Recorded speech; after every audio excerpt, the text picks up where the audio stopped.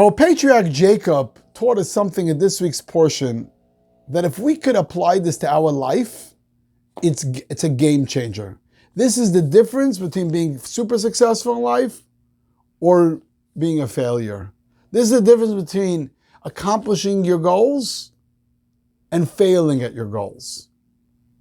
What happened this week's portion? It tells us a very interesting story. That Jacob had to run away from his brother Esav because his brother Esav wanted to kill him because last week he stole his blessings from his father Isaac. And then Jacob, after 14 years on the road, he stopped at different yeshivas, came to a well. And he noticed in the well, the shepherds are standing around, they're not getting the water. So he asked, what's going on here? They said, what do you mean what's going on? There's a rock on top of the well, we can't take it off. By Nuchal, we can't take it off. So Jacob, we need more shepherds to come around and they will help us take off the rock. Jacob said, that's not a problem, I'll take it off myself. He took it off by himself and the water came out. Then the Torah tells us that he met his future wife Rachel and he got married. Why would the Torah tell us this strange story? Because every story has a message. What's the message of this story? That there was a rock, they couldn't pick it up, he picked it up, water came out. What's the message? My dear friends, the message is so deep and so beautiful. Just open your hearts to this message. Our rabbis teach us that what does a well represent? When you dig for a well, what happens? You dig in the dirt, and then later you come to this body of water, fresh water. What does this represent? This represents each one of us. Each one of us have this amazing potential. Each one of us have that soul. Each one of us have this tremendous energy. The only thing is you have to dig a little bit. And once you dig, that energy, that neshama, that soul comes out.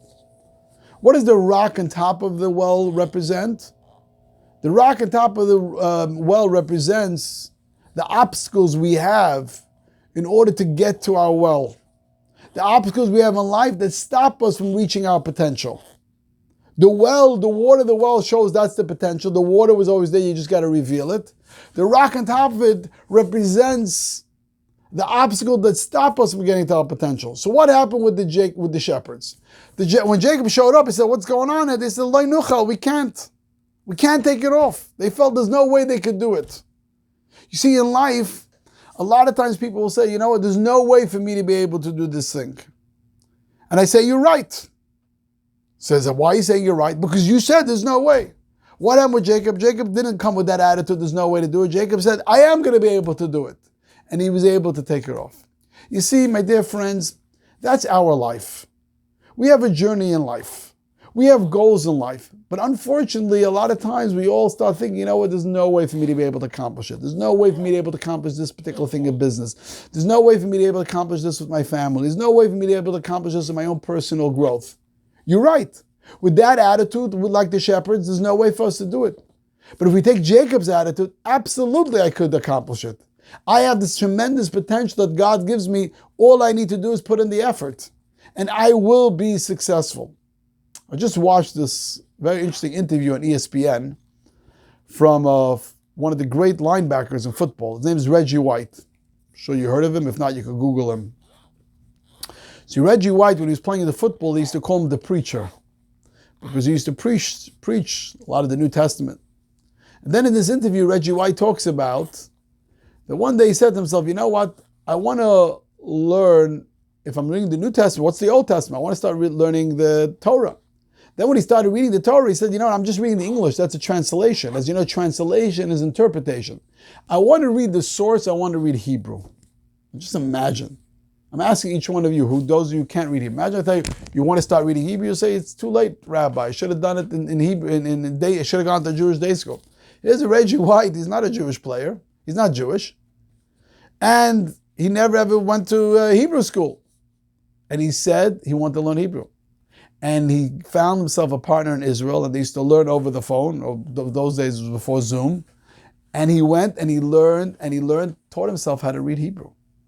And he says in this interview, and I could share it with you if you want, I'll send you the link, that when he was able to read the first time a pasuk in Hebrew, a verse in Hebrew, actually read it, he ran upstairs, he was so excited, he was even more excited than winning the Super Bowl. Imagine, the greatest dream we have as American boys, is to play the Super Bowl, right?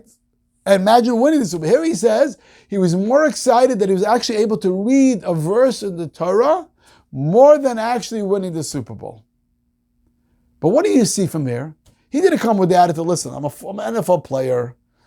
I'm not Jewish. I never learned Hebrew. Forget it, there's no way. He didn't say that. He came with the attitude, I could do it. I could learn it if I really, really want. And my dear friends, this is for each one of us.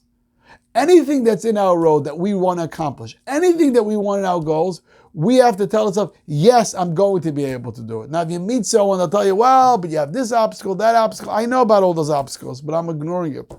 You know why I know it? Because I have that potential, I have that neshama, the soul, the God's energy in me. That's infinite power.